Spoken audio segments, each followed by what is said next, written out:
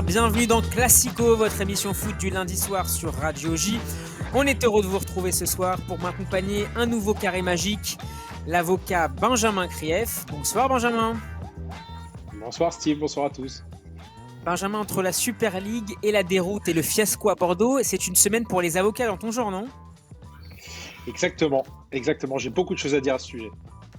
Ça sera dans la deuxième partie de l'émission. Bonsoir également à Alexandre Darmon. Salut Alex. Bonsoir Steve, bonsoir à tous. Alex, journaliste et youtubeur avec sa chaîne Indécis. Alex, est-ce que comme Wissam Ben Yedder, tu célèbres tes buts comme un Dragon Ball Z ? Oui, je marque pas beaucoup, donc il n'y a pas beaucoup de célébrations. Tu marques le but, c'est ça ? Non, je suis plus défensif, moi, tu vois. Ça m'étonne pas. Et puis je salue notre premier invité du soir, Mustapha Boulim, alias Mousse de Paname. Salut Mousse. Salut Steve et salut à tous et merci pour l'invitation. Merci d'être avec nous et de rejoindre Classico. Tu es directeur de la publication du site et du compte Paris United et tu as récemment publié ce livre que je montre 2010-2020, PSG, une décennie pour rêver plus grand, coécrit avec Clément Pernia et paru chez Talent Sport. Mousse, est-ce qu'après la qualification contre Barcelone puis le Bayern Munich, tu prévois déjà d'écrire une suite à ce livre qui est très intéressant et bourré d'anecdotes ? Là, on a attendu. C'est encore trop tôt. Ça va être un peu tôt, mais en tout cas. Le premier chapitre, quoi. Ouais, on peut déjà écrire le premier chapitre en espérant qu'on aille au bout cette fois-ci, ouais. Et on en reparlera, ça démarrera dès mercredi soir pour les demi-finales. Allez, chers auditeurs, vous pouvez nous écouter sur radioj.fr et sur Radio Player. Nous réécouter également dès demain sur Spotify, Deezer, Ocha ou encore Google Podcast. Vous pouvez également nous suivre en vidéo sur la page YouTube de la radio. On compte sur vous pour liker, commenter et partager la vidéo. Classico épisode 28, ça démarre tout de suite avec une Ligue 1 décidément incroyablement addictive.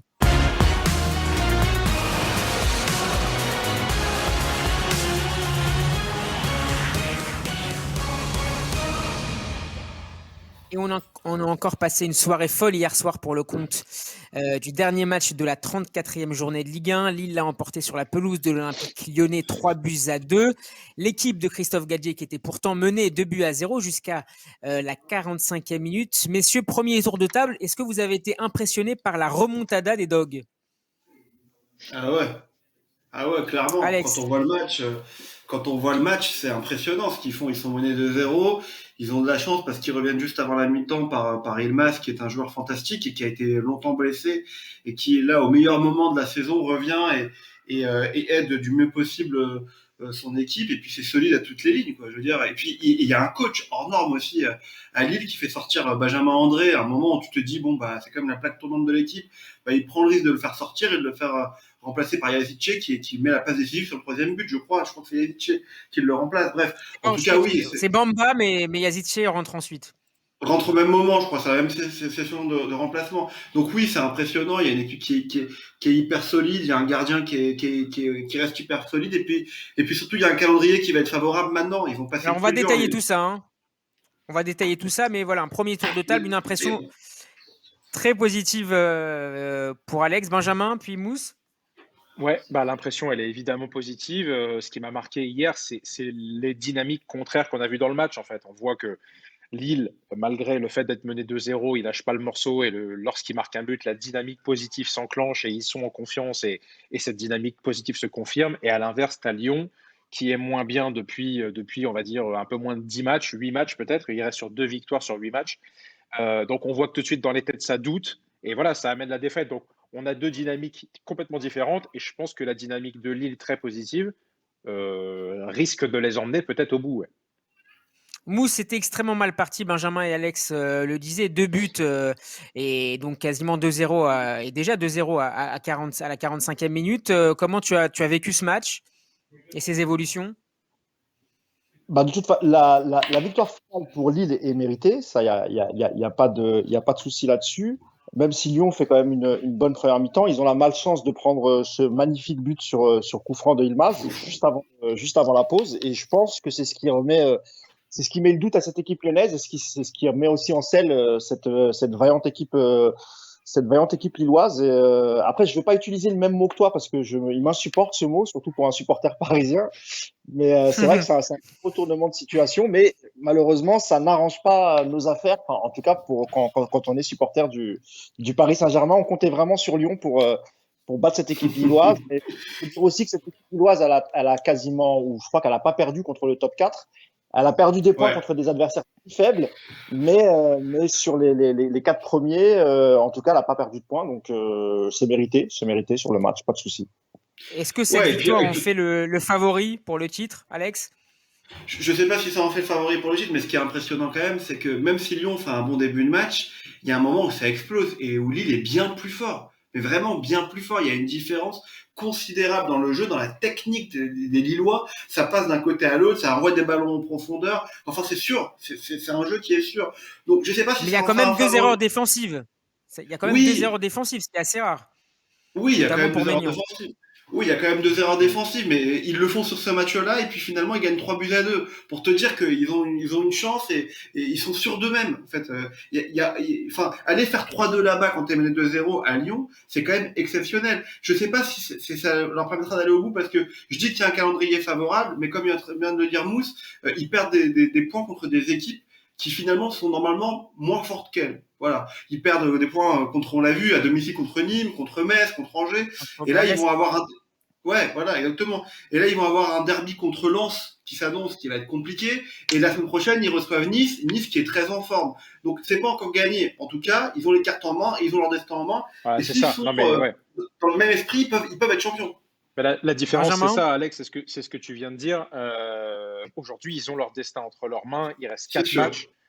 On y est pratiquement. Et effectivement, je redis un peu ce que je disais. Je pense que la dynamique qu'ils ont inculquée avec ce match-là, avec cette remontée, effectivement, je suis comme Mousse, je ne prononce pas le mot remontada. Je crois qu'ils vont être difficiles à aller chercher, même si, bon, évidemment, Paris, on en reparlera plus tard. Monaco aussi, il reste sur une série qui est assez impressionnante de 7 victoires consécutives. On va rester sur le.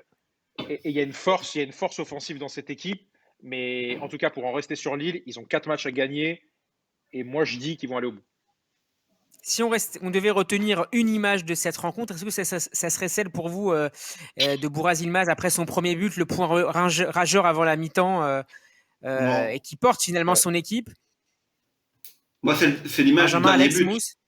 L'image du dernier but après Yılmaz qui enlève son maillot, Christophe Galtier qui est à la renverse, parce que c'est grâce à lui, c'est grâce à Galtier tout ça, on peut dire ce qu'on veut, mais il a une ce moment de la fin du match, il intervient, il naît à ce moment-là, au moment justement du premier but, quand tu as Yılmaz qui sonne la révolte en fait de l'équipe, et c'est là où on voit que cette équipe elle est très bien construite. Ils ont été chercher Yılmaz qui a 35 ans, je crois, 36, 35, ouais. 35.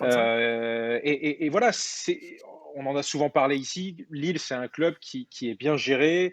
Il y a des gens intelligents à tous les étages du club. Galtier, évidemment, mais les personnes qui ont été chercher ces joueurs, notamment Yılmaz, c'est fort, bravo. Et hier, effectivement, sur ce premier but, cette manifestation qu'il a, il embarque tout le monde. Et c'est ce moment-là qui fait qu'on arrive effectivement à la fin du match à 3-2. Mousse, Yılmaz, c'est vraiment la révélation de la saison. Oui, Benjamin, et puis Mousse. Non, je voulais juste dire un petit mot, pardon, Mousse, sur Mike Maignan. Effectivement, il fait une erreur et ça lui arrive pas souvent sur le premier but. Mais derrière, il se rattrape très bien. Il sort une frappe exceptionnelle de Thiago Mendes. Donc, ça reste un super gardien. C'est bien, c'est aussi comme ça la construction d'un joueur et d'un gardien de faire des erreurs. Et le plus important, c'est derrière rester décisif. Et ce qu'il a fait sur cette frappe de Mendes. Donc, bravo à lui aussi. Mousse sur Yılmaz. 12 buts, 5 passes décisives cette saison en Ligue 1, à 35 ans. Ouais, bah écoute, c'est fantastique, même si Lille avait pour habitude d'aller chercher des jeunes joueurs pour les développer et les revendre par la suite, faire ce qu'on appelle du trading. Ils ont su aussi prendre des joueurs d'expérience comme José Fonte derrière, comme Yılmaz en attaque. Et effectivement, pour moi, l'image, c'est vraiment le premier but, parce que d'abord, le coup franc, il est magnifique. Et il intervient juste au bon moment, juste avant la mi-temps. Et encore une fois, pour moi, c'est ce qui a fait douter ces Lyonnais qui ont déjà perdu cette année de nombreuses fois en ayant ouvert le score. Et je pense que c'est ce qui a permis de distiller le doute dans leur esprit. Et ensuite, on connaît les qualités du LOSC et les qualités de meneur d'homme de Christophe Galtier. Donc voilà, moi, j'ai pas grand-chose à dire. Après, je sais pas s'ils iront jusqu'au bout parce que ce qu'il faut dire aussi, c'est que Lyon a joué le jeu. C'est une équipe qui était ouverte parce que Lyon a besoin de cette place qualificative en Ligue des Champions et notamment pour ses finances. Donc, Lyon a accepté de jouer. Maintenant, Lille, face à des équipes plus modestes qui vont jouer en bloc bas, ils ont plus de mal. Et c'est d'ailleurs face à ce type d'équipe, ils ont souvent perdu. Donc, il faudra voir face à Saint-Etienne, face à Angers, s'ils vont pouvoir trouver la faille. Parce que quand ils jouent face à des blocs bas, ils ont du mal quand même à trouver le chemin du filet. Donc, pour moi, c'est pas encore fait. Et notamment le derby qui se profile contre Lens. Et Lens qui est dans une très bonne dynamique aussi. C'est un derby. Chacun va vouloir monnayer sa place très cher. Et pour moi, c'est pas encore fini. Par contre, à contrario, je pense que Monaco et Paris, Monaco, ils ont encore un match difficile contre Lyon, mais je pense que Paris va gagner tous ces matchs. Maintenant, on n'a pas notre destin entre nos mains. Et effectivement, s'il y a un faux pas de Lille, c'est un faux pas qui coûtera très cher. Je suis d'accord. On parlera du PSG tout à l'heure. Oui, Alex? Je suis d'accord sur le derby. Il a raison sur le derby parce que Lens, ils ont quand même pris 4 à l'aller. Hein. Et c'est pas la même équipe qu'à l'aller en plus. Ils sont solides, ils vont vouloir le gagner, ils vont le jouer à Bollard. C'est la dernière grosse échéance de leur saison parce qu'il faut qu'ils aillent chercher l'Europe. Ça va être un très gros match, hein, Lens-Lille. Je pense vraiment. Et que c'est sur ce match-là que ça va se jouer, à mon avis. Ouais, je pense aussi. Lens qui sera l'arbitre. Lens qui sera l'arbitre de cette dernière partie, parce qu'ils affrontent deux des trois équipes les 3 dernières équipes encore en lice. Mais Lens, c'est une équipe un peu contrairement à ce que tu disais, Alex. Je pense qu'ils n'ont aucune pression. Ils jouent un championnat qui est vraiment incroyable pour eux. Ils jouent une place européenne, ils vont aller la chercher effectivement, mais je pense et j'espère d'ailleurs qu'ils le perçoivent comme ça, c'est sans pression pour eux. Ce rôle d'arbitre, pareil, ils vont le jouer évidemment, mais c'est sans aucune pression. Donc c'est pour ça que je pense qu'ils jouent, contrairement effectivement aux équipes qu'a cité Mousse, face à Lens, il y a du jeu, donc ça devrait donner un super beau match. Je suis d'accord. Je te dis juste que ça sera pas un match facile. Ça va pas être facile pour Lille, c'est ce que je te dis. Pression, pas pression. Je pense que Lens va jouer son coup à fond, à mon avis. Bien sûr. Alors, Burak Yılmaz est devenu le plus vieux joueur à inscrire un doublé lors d'un match de Ligue 1 depuis un certain Cédric Barbosa. Je ne sais pas si son nom vous évoque encore quelque chose. C'était il n'y a pas si longtemps que ça, en 2014, pour le compte d'Evian Tonon Gaillard. Et c'était déjà face à Lyon. Je vous propose d'écouter l'analyse d'après-match de Christophe Galtier, qui a notamment rendu hommage à son attaquant turc. On l'écoute. C'est une grande performance. Le scénario est un scénario incroyable. On avait avant le match évidemment vu le résultat du week-end avec Paris et Monaco. On n'avait pas le droit à l'erreur. On a frôlé la correctionnelle en première période. Heureusement que Burak a la bonne idée de marquer juste avant la pause. Et à ce moment-là, je sais mon équipe capable de réagir et de faire beaucoup mieux les choses, et elle a su le faire.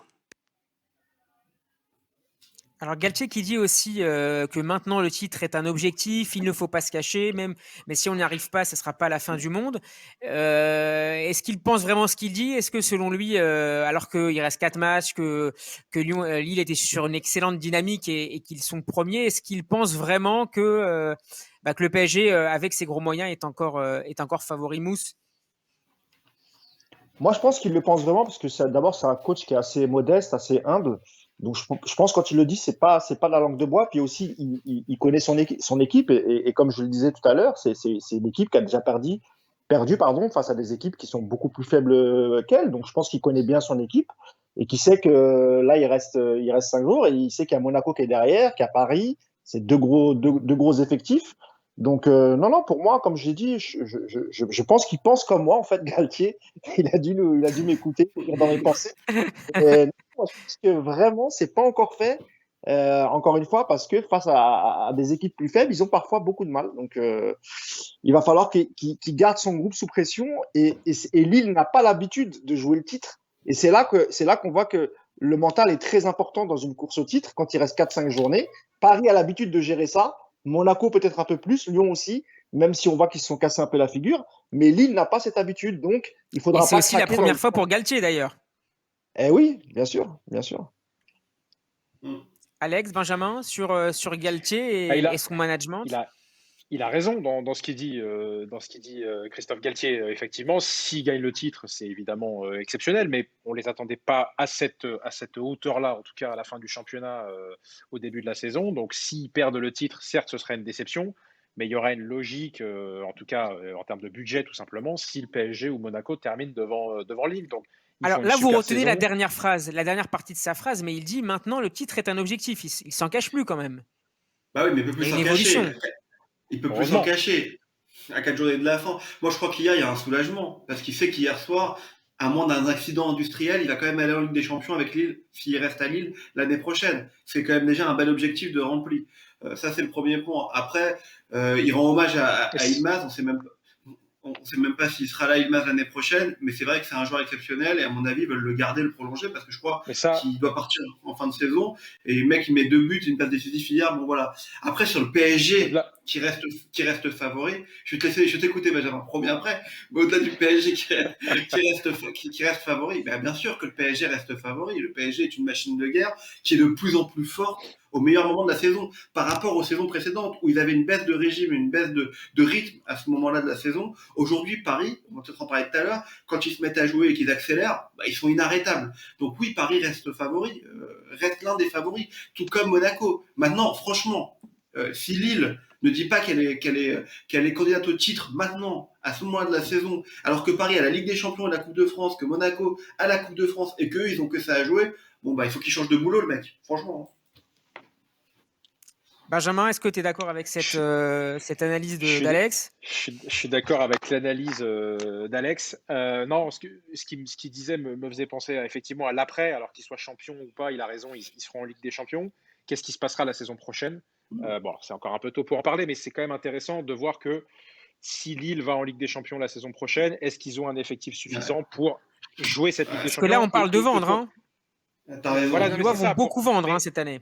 Mais c'est ce que décrivait tout à l'heure Mousse, et il a raison. Le modèle de Lille, c'était le trading de joueurs. Donc, on peut penser que leur meilleur joueur, peut-être Maignan d'ailleurs, va partir. Bamba aussi, peut-être. David Renato qui vient Sanchez. d'arriver aussi. Renato Sanchez. Bon, donc, ce serait exceptionnel pour Lille d'être champion. Ça, il n'y a pas de sujet. Mais ce qu'on aimerait aussi voir, c'est ces clubs français, autres que le Paris Saint-Germain, avoir des ambitions au niveau européen. Cette année, Lille a à peine existé en Coupe de l'UEFA, a été éliminé contre l'Ajax en Euro. Oh, Donc, t'es dur. être T'es dur. champion, être champion, ce serait super. Être en Ligue des Champions, c'est quasiment acquis, ce serait super pour Lille.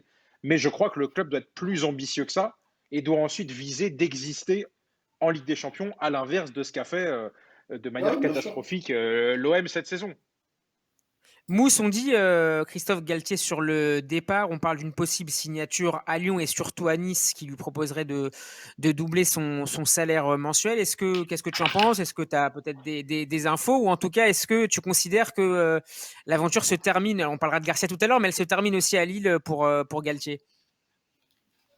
Bah, il y a beaucoup de rumeurs sur un éventuel départ de Galtier. Maintenant, si Lille va en Ligue des Champions et Lyon et Nice n'y seront pas visiblement, à moins d'un miracle pour Lyon, mais c'est quand même bizarre de quitter Lille quand tu es en Ligue des Champions pour aller rejoindre Nice, même si on te promet un bon recrutement, de doubler ton salaire, etc. Mais sportivement, je vois pas l'intérêt pour Galtier de quitter Lille pour Nice. Pour Lyon, je veux bien parce que t'as quand même le savoir-faire de l'AS, t'auras quand même un peu de moyens pour recruter, tu peux t'asseoir sur une base pour cette compétition. Maintenant, pour moi, il n'est pas impossible aussi qu'il reste à Lille, mais comme l'a dit, j'ai oublié ton prénom, tu parlais des moyens de Lille pour la Ligue des Benjamin. Champions. Moi, je suis assez d'accord avec Benjamin, pardon. Je suis assez d'accord avec Benjamin. Est-ce que Lille aura les moyens d'aller faire une belle campagne de Ligue des Champions? Parce que c'est bien d'y être, mais il faut essayer d'y faire au moins quelque chose, représenter la France. Et là-dessus, j'ai peur qu'ils soient pillés de toutes parts, même si ils étaient très intelligents dans le recrutement, mais c'était Campos qui faisait le recrutement. Je crois qu'il sera plus là la saison prochaine, s'il n'est pas déjà Et on parti. dit que les relations sont très froides entre Galtier et le nouveau directeur du club, Létang, ce qui pourrait expliquer aussi ses envies de départ, outre les questions économiques. Létang, on le connaît bien parce qu'il est passé aussi par le PSG, donc, et puis partout où il passe, c'est vrai que c'est quelqu'un c'est difficile les rapports humains avec Olivier Létang. Hein. Donc ouais, ça m'étonne pas, mais moi je pense que ça va quand même discuter en fin de saison. Maintenant, s'il a une très très belle proposition de Nice financièrement, bah peut-être qu'il acceptera parce que c'est peut-être la chance de sa vie. Mais moi, c'est vrai que j'ai souvent aussi entendu Galtier parler de l'étranger et avec le parcours qu'il fait, si jamais il a la chance d'être champion avec Lille, il peut être aussi sollicité par un bon club, pourquoi pas en première ligue ou à l'étranger. Donc pour moi, c'est beaucoup trop tôt pour parler de mercato. Il y a beaucoup de rumeurs qui sortent sur les joueurs, sur les coachs. Ouais. Pour moi, c'est encore un peu tôt pour en parler maintenant. Côté lyonnais, qu'est-ce qu'il y a? Oui, Benjamin, et après on enchaîne avec Lyon. Ce que dit là, ouais, le dernier point qu'évoque Mousse est hyper important, on en a déjà parlé dans l'émission, c'est l'attractivité des entraîneurs français à l'étranger. Moi, je ne comprendrais pas que Christophe Galtier parte de Lille, qui l'aurait qualifié en Ligue des Champions ou qui l'aurait même amené au titre, et pour rejoindre Nice. Ce serait une descente. Il y a beaucoup d'argent à Nice, pas seulement pour payer le coach, pour acheter des joueurs. Non, mais bien sûr, mais d'accord, mais peu importe. Christophe Galtier, c'est quelqu'un qui est ambitieux, qui a un projet sportif, qui est un bâtisseur, qui maintenant peut-être va gagner des titres avec Lille. Donc je ne comprendrais pas qu'il aille à Nice. Et je ne comprendrais pas aussi que Galtier, s'il est champion de France, encore une fois, ou si seulement il aura qualifié Lille pour la Ligue des Champions, n'attire pas à l'étranger. Là, il faudra vraiment se poser la question. On a déjà parlé de ça, notamment avec Thibaut Leplat quand il était invité dans l'émission. Il faudra se poser la question pourquoi nos entraîneurs, alors même qu'ils réussissent en France, n'arrivent pas à séduire à l'étranger. Là, ce sera vraiment une question. Je ne comprendrai pas. Ça c'est pas vrai. Hein. Ils arrivent à séduire à l'étranger. Enfin, quand tu regardes Rudy Garcia, il est parti à l'étranger à l'AS Roma. Il est resté 2 ans. Claude Puel, il est parti à l'étranger aussi à Leicester. Il est resté 2 ans et demi. Avec un relatif succès quand même pour. Ah oui, c'est pas des réussites que tu cites, Alex. D'accord. Ça n'a pas duré. Garcia, oui, à l'AS Roma au début, mais. Il a été invaincu à l'AS Roma, Benjamin Garcia. Il a fini deuxième du Calcio. Donc, si tu fais la liste, Deschamps, il est parti à l'étranger aussi. Non, mais je te parle de coachs qui, dans la durée, ont vraiment compté dans des clubs. À part Wenger, Houllier, Zidane. Ça fait beaucoup déjà. Ça fait beaucoup déjà. C'est rien par rapport aux entraîneurs, aux entraîneurs qui ont la cote et dont sont pas les entraîneurs français, tout simplement. Messieurs, vous parliez de Garcia, on va justement en profiter pour parler de Lyon et terminer avec ce match. Qu'est-ce qui a manqué aux Lyonnais hier? Est-ce que c'était du talent, du mental, des ressources physiques? Un peu de tout ça? C'est cassé, il y a un truc qui est pété à Lyon là. Il y a un truc qui est cassé, je pense qu'on a beaucoup parlé autour du club. On a beaucoup parlé autour de Rudy Garcia, sur sa prolongation ou pas prolongation. Ils se sont beaucoup cherchés, ils ont fait beaucoup jouer les mêmes joueurs tout le temps. Et puis quand il a fallu les remplacer, les mecs qui étaient pas là, qui étaient pas chauds, ils sont rentrés et puis voilà. Et ce qui est dommage, c'est que quand tu les vois jouer hier, tu te dis quand même qu'il y a un talent incroyable dans cette équipe. Il y a des joueurs qui sont vraiment incroyables. Même le petit arrière gauche que je voyais pour la première fois, Melvin Barr, je crois, qui joue à la gauche hier soir. Il fait un bon match et puis sur le 3e but t'as Ben Amri, je crois, qui fait l'erreur et qui le met complètement à la ramasse. Donc en fait il y a un truc, je sais pas quoi, dans cette équipe qui fait que ça pète à un moment donné, et chaque saison c'est la même chose et c'est pas la faute du coach. Qu'est-ce qui va pas dans ce club qui est sur une mauvaise dynamique? Il y a 2 victoires en 8 matchs. Ouais, c'est le manque de régularité. Le Lyon, ils sont coutumés du fait. En fait, ça me rappelle aussi un peu le PSG en début de saison et même au retour de la trêve. C'est-à-dire que tu joues une mi-temps, parfois tu mènes, et puis tu as l'impression qu'en deuxième mi-temps, les mecs ils baissent les bras. Il y a gros manque de régularité. Alors, est-ce que c'est dû au coach, aux joueurs? Moi, je pense que c'est un peu c'est la faute des deux. Si tu es ambitieux pour ton club, si tu joues pour un club comme Lyon, tu sais que tu n'as pas participé déjà à la dernière campagne de Ligue des Champions. Tu sais que ton club en a besoin, ne serait-ce que financièrement. Et j'ai l'impression qu'il y a des joueurs qui donnent pas tout. Puis tu as des joueurs en fin de contrat, tu as des mecs qui se posent des questions sur leur avenir, des mecs comme Aouar, Depay. Ça joue forcément dans les têtes. Depay qui est assez transparent hier. Ah oui, mais quand tu es joueur et tu sais que, pour ceux qui vont rester à Lyon, en tout cas, quand tu sais que l'entraîneur qui est sur le banc, il est même pas sûr de rester la saison d'après, c'est compliqué dans la tête des joueurs. Donc moi je pense qu'il y a un peu de tout, mais surtout c'est une question de régularité. Et Lyon cette année c'était en dents de scie, quoi. Un coup ça allait moins bien, un coup ça va bien. T'as des joueurs blessés, t'as d'autres qui reviennent, tu joues jamais avec le même 11. Là aussi on peut faire le parallèle avec le PSG, bon, sauf que le PSG a plus de moyens et peut-être un meilleur effectif, mais Lyon a quand même un sacré effectif. Et c'est vrai qu'avec cet effectif là, si tu n'accroches pas la Ligue des Champions encore une fois cette saison, ça va faire mal, quoi. Donc, heureusement que ton entraîneur, il part libre. Ça serait une catastrophe industrielle? Pour moi, oui. Ah bah oui, certainement, oui. Oui. Parce que là, tu as fait une saison blanche économiquement, c'est une saison blanche parce que déjà, tu n'as pas le retour du public et ça a duré toute la saison. Donc, tu as un gros manque à gagner sur la billetterie et tu vas laisser partir des joueurs libres comme peut-être Aouar, comme Depay, qui est des mecs qui ont quand même des fortes valeurs, quoi.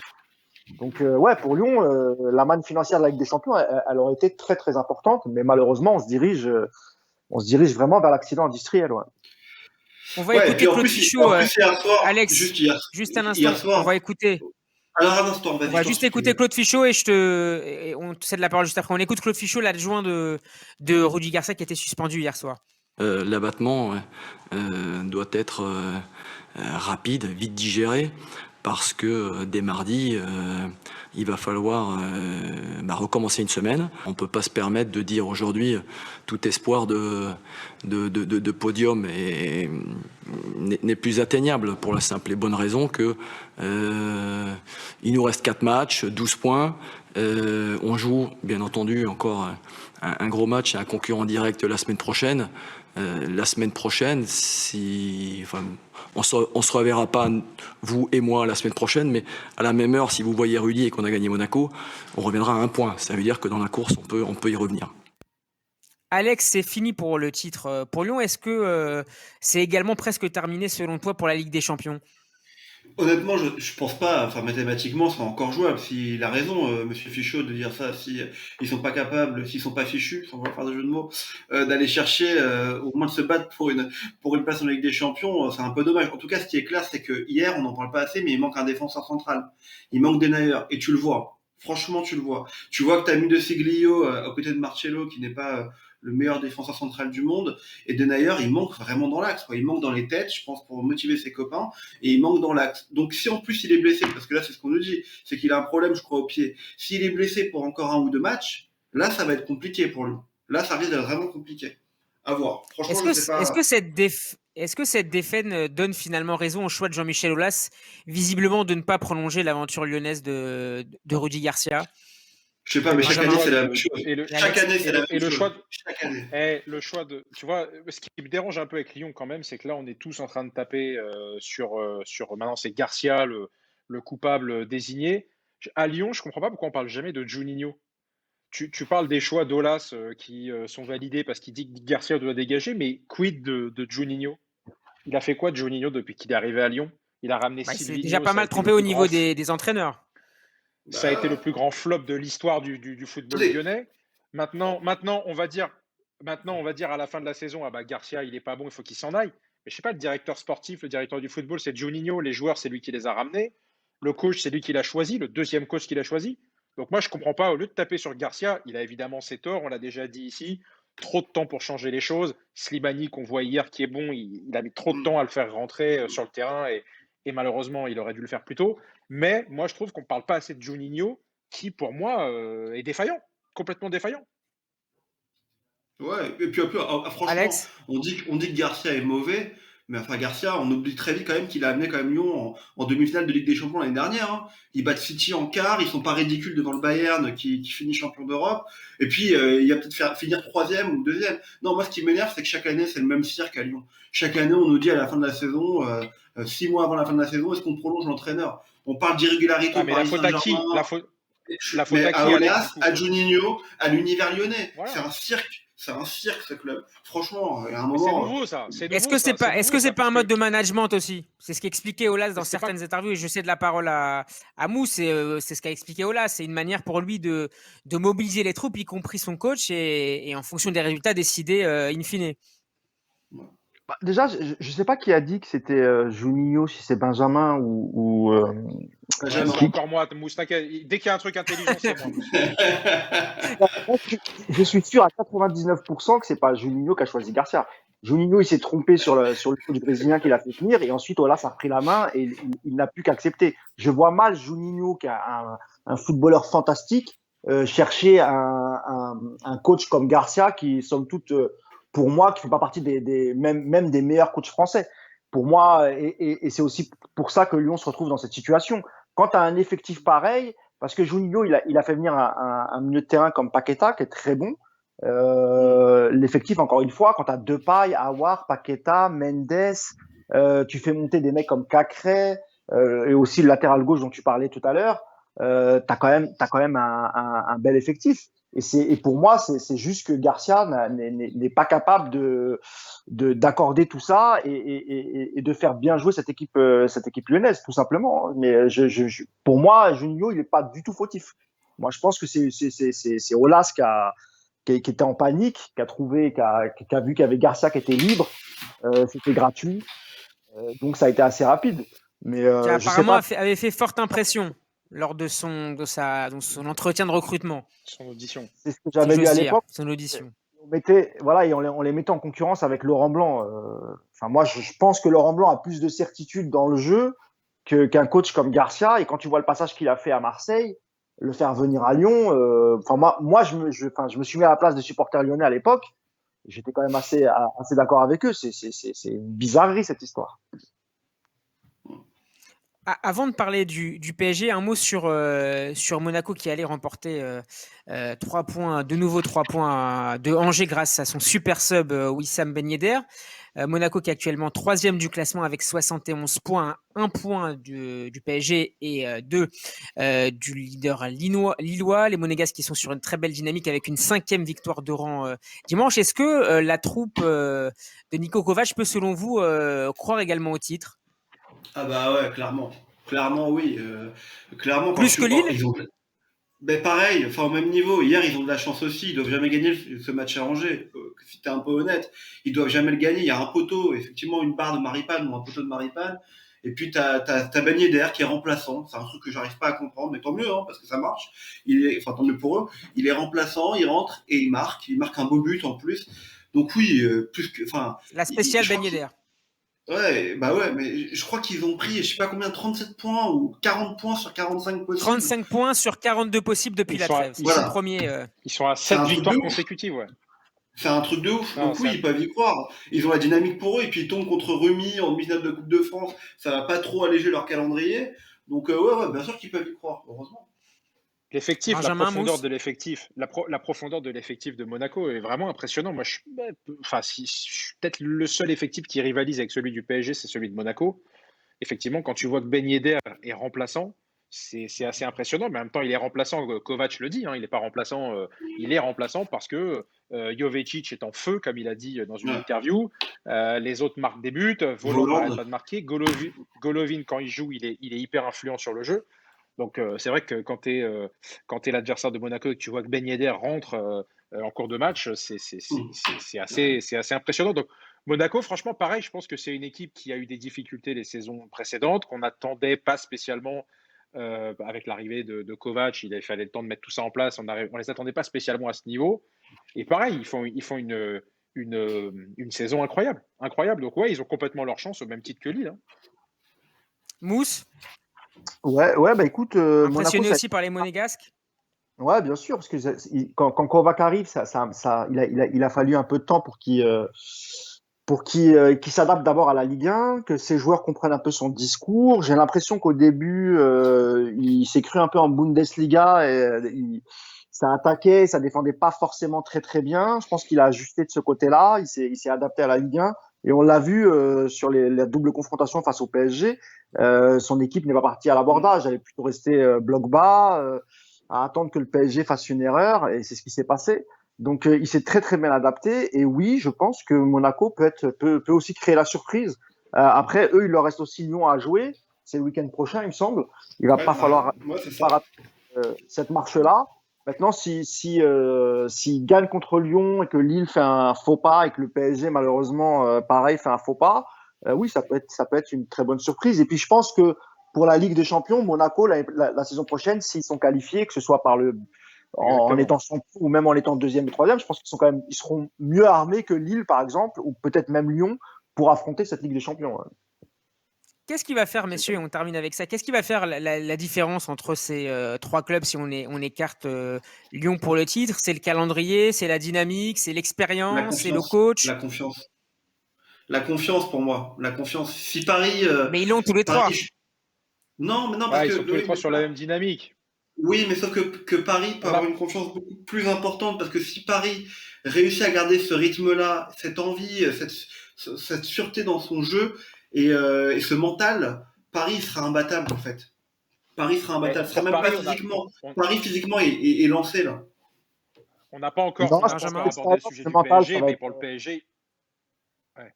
Non, non, vas-y, Mousse, vas-y.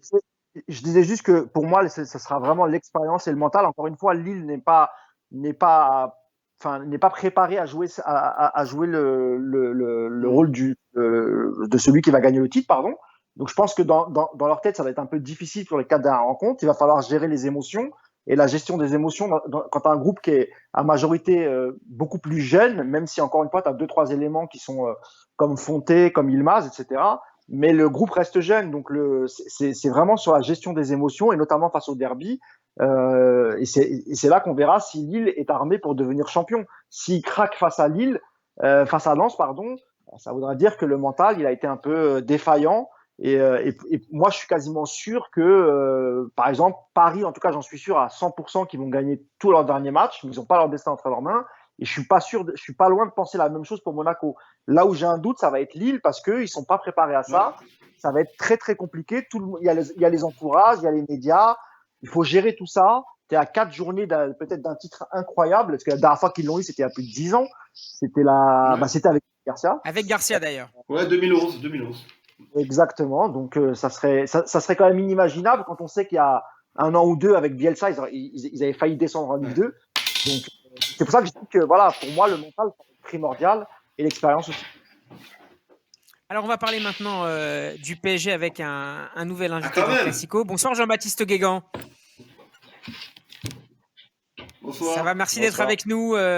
Jean-Baptiste, historien, spécialiste de géopolitique du sport, auteur du livre Une histoire populaire du PSG paru chez Hugo Sport. On enchaîne avec, donc, je le disais, avec le Paris Saint-Germain. Les Parisiens tranquilles vainqueurs de Metz ce week-end, 3-1 avec encore un doublé de Kylian Mbappé. Jean-Baptiste, on te cède la parole en premier. Comment tu as trouvé les Parisiens assez sûrs de leur force contre les Messins? Sérieux, efficace, Mbappé impressionnant. Je pense que là, on a la meilleure version de Mbappé à Paris. Hein. Efficace, concentré, appliqué. Quand il marque, il est inarrêtable. Aujourd'hui, il est largement au-dessus de ce championnat. Si ce PSG-là pouvait 25 continuer buts en comme 29 ça, matchs de Ligue 1. Voilà. Le problème, c'est de se prendre des buts. Bon, voilà, il faut juste que défensivement on tienne la route. Après, le reste, c'est plutôt encourageant à quelques jours de la rencontre contre City. Messieurs, un petit tour de table. Dans la course au titre, le PSG, Benjamin. on n'en a pas encore parlé, ça va être comment est-ce qu'ils vont gérer la poursuite du parcours en Ligue des Champions jusqu'à la fin. Là, c'est vrai qu'ils arrivent, sur les 2-3 derniers matchs, ils arrivent à confirmer leur bonne prestation de la semaine, enfin plutôt le week-end, ils arrivent à confirmer leur bonne prestation de la semaine en Ligue des Champions. Ça n'a pas toujours été le cas. Donc ça va être ça aussi pour le PSG qui va être déterminant. C'est est-ce qu'ils vont réussir, s'ils poursuivent sur ce niveau-là en Ligue des Champions, qui passe City et derrière en route vers la finale, est-ce qu'ils vont réussir à garder cette implication et cette application au cours des matchs de championnat? Physiquement, mentalement? Non, physiquement, je pense qu'il n'y a pas de problème. Le PSG est préparé physiquement, travaille le foncier pour être prêt, pour être le plus efficace physiquement aujourd'hui, pendant cette période-là. Ils sont programmés pour ça, ces grands clubs. La seule question, c'est est-ce que psychologiquement, mentalement, tu peux rester concerné à 2000% sur le titre et sur le championnat, alors que tu es en train, peut-être pour la première fois de ton histoire, d'aller chercher la Ligue des Champions. Je l'espère, mais on a connu il y a quelques semaines encore le PSG qui n'arrivait pas à se motiver pour le championnat en parallèle du parcours de la Ligue des Champions. On a avec Jean-Baptiste un historien du football, sachant que ce qui se joue pour les Parisiens, c'est un 10e titre, qui est un titre un peu particulier, évidemment. Alors, c'est un titre qui nous ramène finalement dans l'histoire de la Ligue 1 parmi les plus grands clubs. Et puis surtout, on est le seul à avoir été capable d'enchaîner autant de titres en si peu de temps. S'y ajoute à ça la perspective d'une Ligue des Champions, après déjà une première finale. Si on l'emporte, ça nous met carrément, puisqu'on a le titre de Coupe des Coupes, comme le premier club français. Bon, je dis rien pour nos amis marseillais, mais c'est une manière de se positionner aussi. Et puis, derrière... Vas-y, Jean-Baptiste. Non, ce que je vois aussi, c'est la perspective d'un ballon d'or pour Mbappé. Et ça ferait donc du PSG le club qui est à la fois capable de gagner son championnat pour la 10e fois, d'aller chercher la Ligue des Champions et d'avoir un joueur avec le Ballon d'Or. C'est jamais arrivé dans l'histoire de notre championnat. Donc voilà, PSG en tête, on y croit. C'était presque arrivé pour l'OM avec Jean-Pierre Papin en 91. Presque, comme tu dis, presque. J'ai bonne mémoire. Presque. Hein. C'est le presque qui est important là. Voilà. Mousse, 37 buts en 42 matchs, toutes compétitions confondues pour Mbappé. Il est dans la forme de sa vie, non? Déjà, je tenais à saluer Jean-Baptiste. Je savais pas qu'il était invité. Salut JB, hein, on se retrouve. Ah, mais c'est le mousse de Mousse. C'est le mousse de Mousse. C'est le mousse de Paname. On a co-écrit un livre ensemble. Donc, du coup, sur les 50 ans, c'était avec Paris United et Clément Pernia. Donc, je suis heureux de partager cette émission avec toi. Et sur Mbappé, oui, Mbappé, depuis le match face à Barcelone, il a pris une autre dimension. Il a aussi beaucoup changé dans son comportement sur le terrain, où avant, il avait parfois peut-être un comportement qui était un peu agaçant. Il s'énervait rapidement quand il n'avait pas les ballons. Il s'en prenait parfois à ses partenaires. Et aujourd'hui, quand il se révolte, c'est pour remporter des victoires, enfin pour remporter le match, comme il l'a fait encore face à Metz, et il l'a fait encore dans les matchs précédents. Et surtout, sur le terrain, il a pas du tout la même attitude. C'est quelqu'un qui fait des replis défensifs. Alors, on lui demande pas d'en faire pendant 90 minutes, évidemment, mais quand il les fait, les peu qu'il fait, il les fait bien. Et c'est utile à l'équipe. Et il a vraiment changé dans son comportement sur le terrain. Et évidemment que quand il est dans cet état-là, et quand il joue sur ses qualités, c'est-à-dire sur la profondeur, et qu'il cherche pas à faire du Neymar comme il avait trop tendance à le faire ces derniers temps, c'est-à-dire à jouer arrêté en essayant de dribbler 3-4 joueurs, ce qui n'est pas son jeu, encore une fois. Il faut qu'il joue sur ses qualités. Et quand il trouve en profondeur, Mbappé, en général, a du mal à la rattraper et ça fait mouche au bout. Et quand il est comme ça, évidemment que toutes les défenses européennes, quand tu as Mbappé en face de toi, et là je parle de City, c'est très très compliqué. Donc je suis très heureux qu'il a atteint ce niveau-là avec le PSG. Et tu as l'impression que évidemment qu'il est dans la forme de sa vie. Et je suis d'accord avec Jean-Baptiste. Si on a le bonheur de soulever cette Ligue des Champions, il n'y aura pas de suspense quant au prochain ballon. Ouais, c'est clair. Alors Leonardo a abordé la question. Oui Alex, vas-y, je t'en prie. Non, je disais, c'est ça qui est fort aussi, ce que Pochettino a amené, c'est qu'on a l'impression que enfin, le Paris Saint-Germain assume d'être une équipe montée sur des individualités, mais avec un mental très très fort, en fait. C'est un mental hors norme aujourd'hui. Les joueurs jouent pour les autres, mais ils se servent des individualités. Ils n'ont pas honte de ça. Voilà. Mbappé, il est très fort tout seul. Quand il accélère seul, il va au bout. Et ben là, ils s'en servent et ils sont contents. Et on sent qu'il y a je sais pas, il y a quelque chose dans cette équipe, un mental où le mec joue pour l'autre à côté de lui tout le temps. Et ça, c'est une grosse différence par rapport au début de saison. Vraiment. Leonardo a abordé, ça fait sourire Benjamin, a abordé la question de l'éventuelle prolongation de Mbappé. Alors je le cite, tout est clair, on connaît la situation de Kylian, il sait ce qu'on pense. Aujourd'hui, il n'y a rien de plus que ça, le reste, c'est les gens qui parlent. Qu'est-ce qui va déterminer la décision de Kylian Mbappé selon vous? Est-ce que c'est l'issue à la fin de la fin du championnat et l'issue du championnat et la Ligue des Champions? Est-ce qu'il y a d'autres paramètres? Est-ce que c'est la question financière qui réglera le problème? Jean-Baptiste, et Benjamin, pardon. Benjamin, vas-y. Non, je voulais dire que pour moi, mais on l'a déjà dit ici, aujourd'hui, Steve disait qu'est-ce qui va faire la différence dans le choix d'Mbappé. Je ne comprendrais plus aujourd'hui qu'est-ce qui ferait que Mbappé dirait il faut que je m'en aille. Je ne vois pas la justification objective qui justifierait un départ. Financièrement, le PSG est prêt évidemment à lui offrir ce qu'il veut. Gagner des titres, on voit bien qu'aujourd'hui, il n'y a pas un autre club en Europe, à part City, il n'a pas l'intention d'aller à City. Le Real Madrid, je ne vois pas en quoi le Real Madrid. Ouais, mais je ne vois pas en quoi aujourd'hui, là, tout de suite, le Real Madrid est un club dans lequel il peut avoir plus de garanties de gagner la Ligue des Champions au cours des prochaines années qu'au PSG. Je ne crois pas. Il participe à cette création, c'est l'un des maillons essentiels de cette création. Donc, si j'étais lui, malheureusement, je ne le suis pas, je n'ai pas son talent. Mais je me dirais que justement, je veux gagner des titres, il veut le ballon d'or, il veut accumuler les buts, les titres, les passes décisives. Il n'y a qu'au PSG aujourd'hui qui peut avoir cette garantie-là, pas à Madrid. Jean-Baptiste, est-ce qu'il pourrait trouver les mêmes garanties au Real ou à Liverpool, par exemple? Alors moi, je suis complètement d'accord sur le fait qu'aujourd'hui, il n'y a plus de raison de ne pas rester à Paris, si ce n'est la faiblesse du championnat de France. Et puis, il y a une autre raison majeure. On est en pleine crise du Covid, on l'a vu avec l'échec de la Super League. Aujourd'hui, les autres peuvent pas acheter. C'est-à-dire que si le PSG met le prix de Mbappé à plus de 200 millions, eh ben il y a personne sur le marché. Parce qu'aujourd'hui, Liverpool pourrait être éventuellement le seul club, mais vu leur attitude, vu les menaces de sanctions qui se profilent et vu qu'ils n'iront pas en Ligue des Champions, aujourd'hui, ce serait compliqué. Ça veut dire aussi refondre complètement l'effectif. Et je suis pas sûr que Jürgen Klopp ait envie de faire ça là. Et donc, il s'est accroché avec son propriétaire. Et puis, on verra à la fin de saison. Les autres clubs qui seraient capables financièrement, c'est City, mais il est hors de question que le Qatar cède son attaquant à Man City, même si les relations entre les deux États, Émirats et Qatar, se sont détendues. Je vois pas United rentrer dans la boucle et je vois pas sportivement ce qu'il irait chercher là-bas. Après, il reste les deux grands d'Espagne, mais le Barça, c'est 1 milliard d'euros de dette, donc c'est tout de suite à proscrire. Et puis le Real, aujourd'hui, c'est bien gentil, mais il n'y a pas d'argent. Ouais. Mais si Kylian Mbappé refusait de prolonger, Là, ça, c'est c'est ça un le problème. problème. maintien. Mais c'est ça le Parce problème. que c'est peut-être En fait, finalement c'est- l'enjeu caché de cette négociation. Mais ce c'est serait ça le problème. insupportable Vraiment. qu'il accepte. Enfin, ce serait incompréhensible qu'il refuse de prolonger. Ça Non, mais voudrait dire quoi, Benjamin, il il faut que partirait tu du mettes. PSG pour 0. Ben non, mais il faut que tu te mettes les Là, choses dans non, la mais- tête. Il est programmé pour jouer au Alex Real de Darmon. Madrid. Il est programmé pour jouer au Real de Madrid, Kylian Mbappé. Encore plus s'il y a Zinedine Zidane. Donc la vérité, c'est de gagner du temps peut-être pour le PSG, c'est de le prolonger comme tout le monde en parle, de faire un contrat court de 2 ans peut-être pour voir comment ça se passe.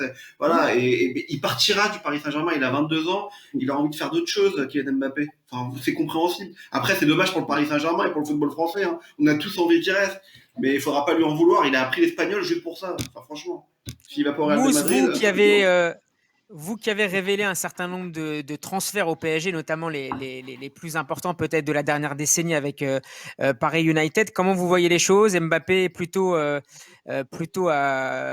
se dirige plutôt vers une prolongation à Paris, vers un départ, vers un maintien pendant encore un an, sans prolongation donc? Alors, déjà, je suis pas trop d'accord ni avec Benjamin ni avec Jean-Baptiste sur le fait qu'il n'y a aucune raison qu'il ne prolonge pas. Des raisons, il y en a plein pour qu'il ne prolonge pas. C'est pas mon souhait. Hein. Moi, je vais juste expliquer certaines choses. Moi, j'aimerais qu'il reste, bien évidemment. Mais tu en as parlé rapidement, Jean-Baptiste, mais c'est un détail qui est très important, la faiblesse de notre championnat. Quand tu es un compétiteur comme Mbappé, tu as envie de rencontrer les meilleurs et pas simplement en Ligue des Champions. C'est-à-dire, pour moi, le championnat idéal pour Mbappé, s'il devait quitter par match PSG, c'est la première ligue. Ouais, complètement. Quasiment 6 équipes qui peuvent devenir championnes tous les ans. Tu as des effectifs incroyables, tu as un championnat qui est fantastique quand même, et même avec le retour du public, etc. Et même l'Espagne. Enfin, l'Espagne, tu as l'Atlético, tu as Barcelone, tu as Séville, tu as Bon, il y a trois grands clubs. Ah, mais ouais. Aussi, Mousse, en Espagne, t'as les Eibar, t'as les Elche, t'as les, tu vois, je suis pas sûr que ce soit beaucoup mieux que Nîmes, Lorient et Dijon. La différence, c'est le niveau de jeu. Tu peux jouer contre Getafe, Eibar, tu as raison, et c'est des équipes type Lorient ou Dijon, ce que tu veux. Par contre, c'est des équipes qui jouent au football. Le modèle espagnol, c'est pas le modèle français. Quand tu as un entraîneur espagnol, quand tu entraînes Getafe ou Eibar ou ce que tu veux, t'as pas le discours du coach français qui dit tout d'abord on va essayer de pas prendre de but et pas de perdre le match. Tu joues pour gagner le match aussi. Tu joues pas en bloc bas, ça n'existe pas ça en Espagne. Donc le Real Madrid a déjà perdu à Getafe, tu vois, parce que en face. Est-ce que ces championnats offrent aussi une plus grande visibilité à l'international, notamment en termes de signature de contrat et puis d'importance pour gagner ensuite des récompenses individuelles, évidemment en premier lieu le Ballon d'Or? Mais tu as raison d'en parler. Il y a aussi cette question de la visibilité. Quand tu joues en Angleterre en Première Ligue ou quand tu joues par exemple au Real Madrid, bah évidemment que par exemple le Metz PSG, il n'a pas été autant regardé qu'un match que fera le Real Madrid ou Barcelone face à une petite équipe. Et évidemment, pour la visibilité, c'est important, mais il y a aussi là cette notion de compétitivité, de se frotter aux meilleurs, etc., etc. Et plus Mbappé tarde à donner sa réponse, et j'ai envie de te dire, plus ça sent mauvais. Parce que s'il avait envie de prolonger, c'est réglé. Il aurait dit depuis longtemps, oui, je prolonge, c'est fini. Mais moi, je pense qu'il attend beaucoup de choses. Un peu comme l'a fait Neymar, d'ailleurs. Il n'a pas encore pris. La différence est faite. Neymar, c'est fait, Neymar. Sauf qu'il faut juste attendre le bon timing pour l'annoncer, parce que d'abord, il n'y a pas de club sur lui, il n'y en a aucun. Il n'y a personne qui a les moyens de lui offrir le contrat du PSG. Pour Mbappé, c'est différent. Mbappé, il attend deux choses. De voir qui va se positionner pour le prendre, et aussi, de l'autre côté, voir les ambitions du PSG au niveau du recrutement, qu'est-ce qu'ils vont prendre, est-ce que le PSG sera compétitif pour la prochaine Ligue des Champions, etc. Il y a beaucoup de paramètres et c'est certainement pas une question d'argent. Chez Mbappé, c'est jamais une question d'argent. Il sait très bien que ce qui touchera au PSG il peut le toucher n'importe où ailleurs. Donc, il n'en fait pas une question d'argent. Je pense que c'est pour son ambition personnelle et aussi de voir où peut aller le club du Paris Saint-Germain dans les prochaines années. Quel est le projet? Messieurs, Paris affrontera, on l'a dit tout à l'heure, mercredi soir, Manchester City en demi-finale aller de Ligue des Champions, avec en phase offensive un nouveau triangle des promesses, pour reprendre un titre de l'équipe ce matin. Verratti en faux 10, Neymar à gauche, Mbappé au centre. Est-ce que c'est un système de jeu d'abord que vous appréciez et qui vous semble le plus apte à battre City en Ligue des Champions? Jean-Baptiste Guégan. Alex, vous voulez prendre la parole? Oui, on peut rivaliser. Après, est-ce qu'on va prendre le dessus? City, c'est fort. Je pense qu'aujourd'hui, on verra après les deux matchs. Alors, c'est facile à dire, hein. Je pense que c'est déjà un bon début. De voir Verratti aussi créatif, aussi haut, ça change tout. Maintenant, on peut aussi jouer sans, on peut jouer avec lui ailleurs. Il faudra qu'on module sur les deux matchs parce qu'il n'est pas sûr qu'il tienne le premier match dans sa totalité. Il n'est pas sûr non plus qu'ils prennent pas ces sempiternels cartons dans tous les sens. Je trouve que c'est une bonne formule. Est-ce que c'est sa position préférentielle, Verratti? Est-ce qu'on, un peu comme à ses débuts à Pescara, de le retrouver un peu plus haut, plus proche de la zone de but adverse? C'est compliqué en fait. Vas-y, Jean-Baptiste. Moi, je pense que c'est une bonne question. Allez, Jean-Baptiste. Vous êtes trop poli, vous êtes trop poli. Alors, qui y va? C'est une bonne question que Verratti soit plus haut. Il a une qualité technique que quasiment, quelques milieux de terrain en Europe peuvent s'enorgueillir d'avoir. Et ça, à regarder, à observer, j'adorerais être au parc pour le voir en ce moment. C'est incroyable ce qu'il fait dans ce rôle-là. Il n'y a personne qui est capable de garder la balle à ce point-là. Maintenant, il faut que derrière, ce soit équilibré. C'est juste ça, la différence. Alex, est-ce que tu crois la paire Paredes-Gay derrière? Oui, alors je suis pas un défenseur de Gay, hein, vous m'avez entendu cette saison dans l'émission, mais faut avouer qu'il est plutôt en jambes en ce moment et que Paredes, c'est plutôt solide aussi. Maintenant, je pense que Verratti plus haut, ce qui est intéressant, c'est que ça veut dire que Paris va vouloir aussi peut-être un peu récupérer le ballon haut et jouer plus haut que d'habitude. Donc c'est là que ça va être intéressant parce qu'en fait, là où Paris est fort individuellement, faut quand même dire que City est très très fort collectivement. Ça va très très vite, c'est-à-dire qu'il passe le ballon d'un côté et de l'autre avec De Bruyne qui sera là logiquement mercredi soir. Donc c'est à mon avis pour couper les actions, pour couper le rythme de jeu et pour couper les pattes des Anglais qu'on va essayer de placer Verratti un peu plus haut, je pense. Ce qui me dérange dans ce très, système très bon ce week-end. Hein.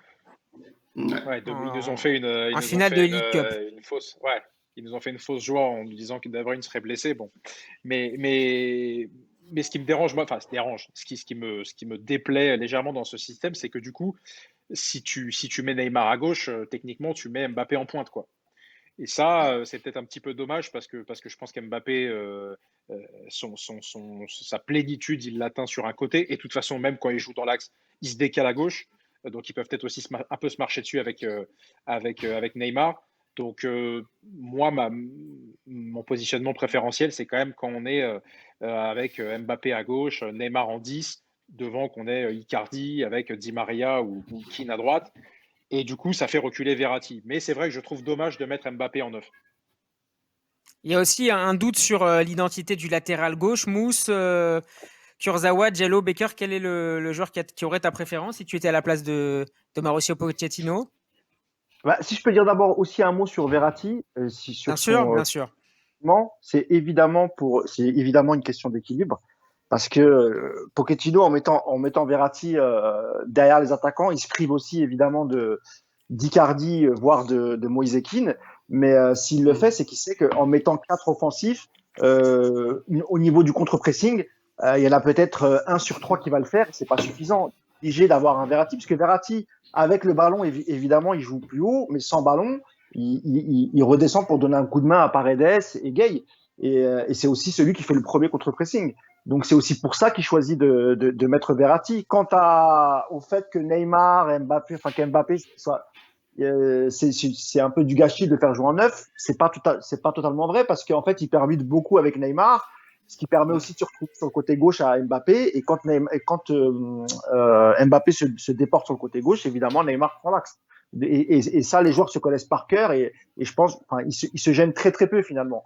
Donc là-dessus, moi, j'ai pas de souci, mais évidemment que et juste pour revenir sur le milieu de terrain, pour moi, c'est un match pour Idrissa Gueye. Ça va être une bagarre au milieu et c'est là où il est bon, Gueye.